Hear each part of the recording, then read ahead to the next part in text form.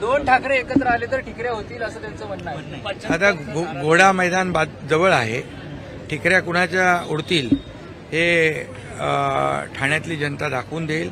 कारण खरं म्हणजे जे स्वतःच्या विचारांवर भूमिकेवर स्टँड राहत नाहीत अशा लोकांचा बँड जनता वाजवत असते आणि ठाणेकर नक्की वाजवतील. कारण त्यांनी आनंद दिघे साहेबांचा अपमान केला आहे, आनंद दिघे साहेबांना कमी लेखलंय, आनंद दिघे साहेबांचा फोटो काढलेला आहे. त्यामुळे ठाणेकर जनता त्यांना धडा शिकवतील.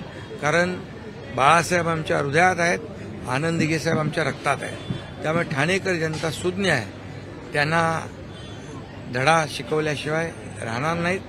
आणि काही लोक वर्षभर घरात असतात आणि निवडणुका आल्या की लोकांच्या दारात जातात.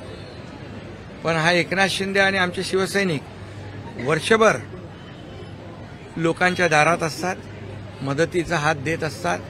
त्यामुळे या महाराष्ट्रातली जनता सुज्ञ आहे, काम करणाऱ्याच्या मागे उभे राहते, घरात बसणाऱ्यांना कायमचं घरात बसवते.